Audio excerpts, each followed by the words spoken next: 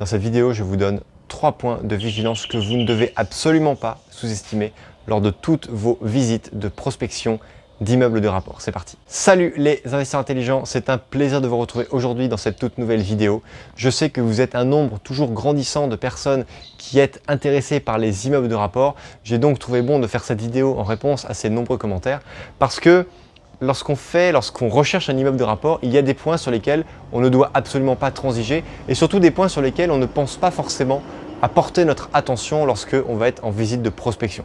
D'accord? On va donc parler dans cette vidéo de voisinage, d'affectation et de cadastre, d'accord? Parce que ce sont 3 points sur lesquels on parle très peu sur les réseaux sociaux, sur YouTube, sur différents sites internet qui sont consacrés à la recherche d'immeubles de rapport. Moi, je vous donne 3 points issus directement de ma propre expérience et également d'autres expériences qui m'ont été rapportées. Premièrement, je vous ai parlé du voisinage et le voisinage est très important. Pourquoi? Parce que lorsqu'on achète un immeuble de rapport, très souvent ce que l'on recherche c'est la tranquillité. La tranquillité de ne pas avoir de copropriété, la tranquillité de ne pas avoir de syndic qui va être là à nous enquiquiner avec des appels de charges, avec des coûts qui ne vont pas être maîtrisés.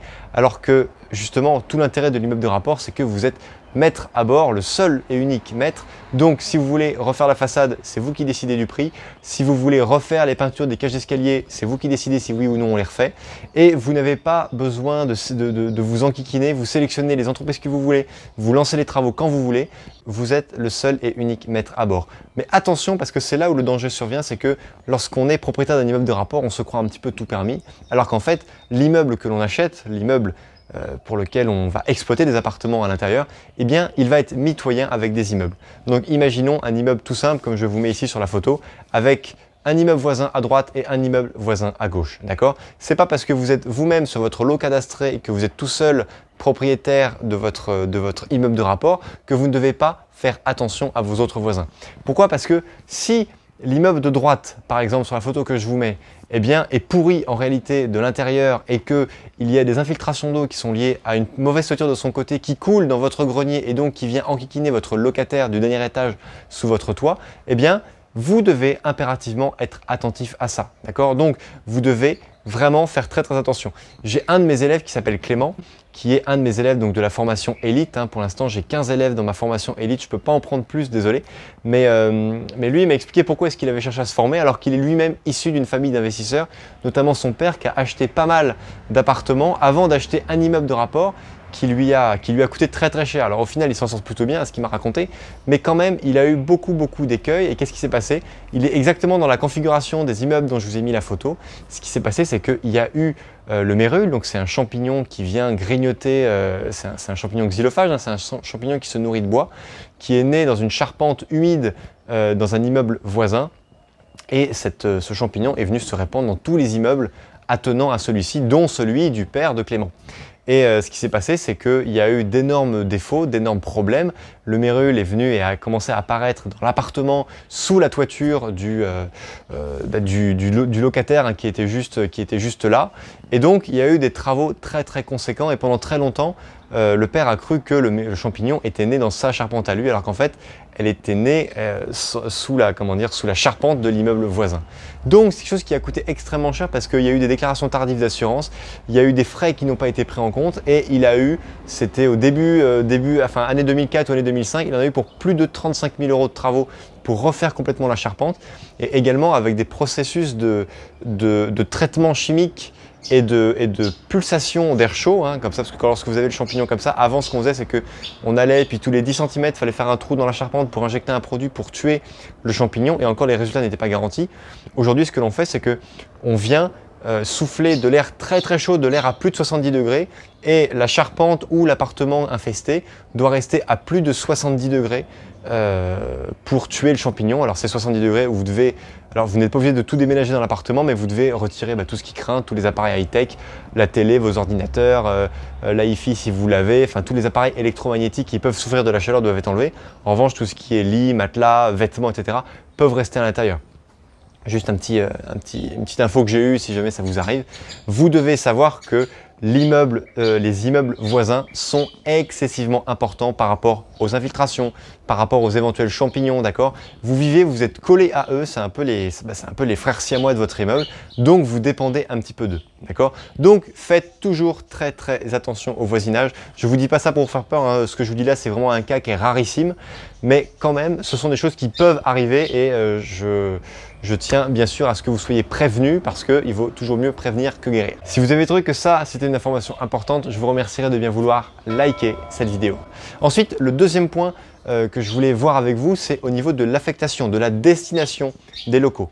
Si vous achetez un immeuble, par exemple, qui est sur 5 niveaux, donc vous avez rez-de-chaussée, premier, deuxième, troisième, quatrième étage, au rez-de-chaussée en général, vous avez un local commercial, si vous êtes dans un centre-ville, et bien très souvent dans les centres-villes, au premier étage, vous avez également le logement de fonction du local commercial. Ce qui fait que souvent, le rez-de-chaussée et le premier étage, et même le sous-sol, peuvent être considérés comme des locaux commerciaux. Ce qui veut dire que si un jour, le premier étage, vous voulez le réaménager en appartement pour faire de la location courte durée, du Airbnb, de la location meublée ou même de la location nue, de la location classique, eh bien, vous allez être enquiquiné par la mairie parce que ce ne sera pas un local commercial comme un local à usage d'habitation. Et donc, vous allez être obligé de lancer des démarches. Donc ça, évidemment, ça va beaucoup dépendre des mairies. Il va falloir que vous vous rapprochiez du service de l'urbanisme de la mairie en question pour savoir quelles sont les démarches à faire pour changer ce que l'on appelle la destination des locaux. Voilà, vous dites, voilà, écoutez, je voudrais acheter cet immeuble-là. Il y a 40 mètres carrés au premier étage qui sont aujourd'hui affectés en zone locale commerciale. Je voudrais les transformer en appartement.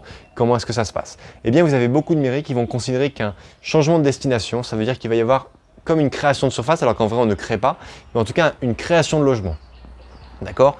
Création de logement, ça va être utile pour ouvrir un nouveau compteur EDF, un nouveau compteur de gaz le cas échéant, un nouveau compteur d'eau. Donc ce sont des documents qui sont vraiment très importants à avoir si vous voulez ouvrir les différents flux de téléphone, d'internet, d'eau, d'électricité dans les règles de l'art parce que sinon vous allez vraiment être très embêté.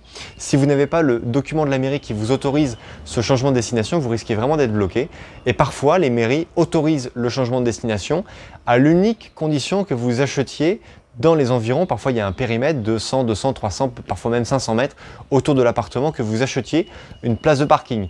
Donc la petite technique que j'ai déjà faite, qui fonctionne, je peux vous assurer que ça fonctionne, c'est que vous, pour faire le changement de destination, je vais faire ça, vous achetez une place de parking, vous montrez à la mairie que vous avez acheté une place de parking, vous faites le changement de destination et 2 ans après, vous revendez la place de parking. Moi, les places de parking, ça ne m'intéresse pas, c'est pas hyper rentable, enfin, si c'est rentable sur le papier, mais c'est quand même beaucoup de boulot pour gagner 15-20 euros par mois, donc c'est franchement pas un modèle qui m'intéresse. Moi je préfère directement viser des appartements à haut rendement ou des immeubles de rapport, mais bon, une fois de plus, vous pouvez très bien acheter des lots de parking si ça vous plaît, si c'est un investissement qui est conforme avec votre souhait, votre devenir d'investisseur. Pas de souci, je veux dire, on achète un appartement, comme on achète un parking, comme on achète un immeuble, les basiques sont toujours les mêmes. Donc pour revenir au sujet de la vidéo, eh bien dites-vous qu'il peut y avoir également des mairies qui peuvent vous imposer une place de parking par tranche de 20 mètres carrés de nouveau logement. Donc si vous faites un logement qui va faire 60 mètres carrés, ça fait 3 fois 20, ils peuvent vous demander d'acheter 3 places de parking pour faire ce changement de destination. Donc vous devez impérativement faire très attention, mais de l'autre côté, vous pouvez très bien tomber sur une mairie qui va vous dire « Ah bah non, il faut juste faire une déclaration de travaux, nous on l'autorise parce que en ce moment, on a besoin justement de remettre des logements dans le centre-ville. Parfois même, en faisant ça, vous allez aider les maires dans les créations, des affectations des nouveaux logements. Donc ils vont dire ok, pas de souci, on réduit une surface commerciale, on crée un logement, donc pas de souci, c'est bon pour nos statistiques. Donc non, il n'y a pas de TLU, il n'y a pas de taxe locale d'urbanisme, il n'y a pas d'achat de place de parking, il n'y a rien à faire, c'est uniquement sur déclaration. Et puis vous faites, nous on vous donne le papier comme quoi c'est bon, vous pouvez faire votre changement de destination et puis passer en logement. Donc voilà, ne sous-estimez jamais l'affectation des différents locaux de votre immeuble de rapport. C'est la mairie et notamment le service de l'urbanisme que vous devez contacter pour poser toutes les questions. Ok, maintenant j'en arrive au troisième point. Le troisième point, c'est au niveau du cadastre. J'ai failli un jour acheter, et heureusement grâce à ma notaire, je me suis rétracté à temps. C'est que j'ai failli acheter un immeuble. Je pensais que j'achetais l'immeuble en totalité, alors qu'en fait il était soumis à copropriété. Pourquoi? Parce qu'il était justement au niveau du rez-de-chaussée. Il y avait une pièce, et dites-vous bien, on parle de 10 mètres carrés sur un immeuble qui au total devait en faire 350 ou 400. Il y avait une pièce du rez-de-chaussée de l'immeuble d'à côté qui débordait sur mon immeuble à moi, celui que je voulais acheter, qui faisait donc que uniquement à cause de ça, je n'étais pas 100% propriétaire du lot cadastré et que, que l'ensemble était soumis au régime de la copropriété. Et dites-vous bien que si un jour vous êtes copropriétaire, c'est soit vous êtes copropriétaire de 100%, c'est-à-dire que c'est comme s'il n'y avait pas de copropriété, mais vous êtes propriétaire de la totalité du lot, soit vous êtes propriétaire d'une minorité, d'accord? Vous n'êtes en aucun cas majoritaire, donc plus de 50% de la totalité des lots. Pourquoi? Parce qu'il y a une loi en France qui fait que si vous êtes propriétaire de la majorité des lots, eh bien votre pouvoir de décision, lui, est plafonné à la somme des voix de l'autre partie. C'est-à-dire que si vous avez 70% du lot et que les autres copropriétaires ont 30% du lot, eh bien vous, votre pouvoir de décision, il est majoré à 30%. C'est-à-dire que le maximum que vous avez en pouvoir de décision, c'est le maximum de la somme des autres. Donc si les autres ont 30, vous avez 30. D'accord? Ça revient à faire 50-50. C'est exactement la même chose. Ce qui veut dire que si un jour la façade est votée, que vous ne vouliez pas et que finalement ça passe, eh bien sur 100 000 euros de travaux, vous allez avoir 70 000 euros à votre charge parce que là évidemment vous avez 30% de pouvoir de décision mais vous avez 70% de la facture à régler. C'est comme ça que ça marche. C'est une loi française qui existe pour éviter je dirais la dictature, la loi du plus fort. Donc faites très attention à ça.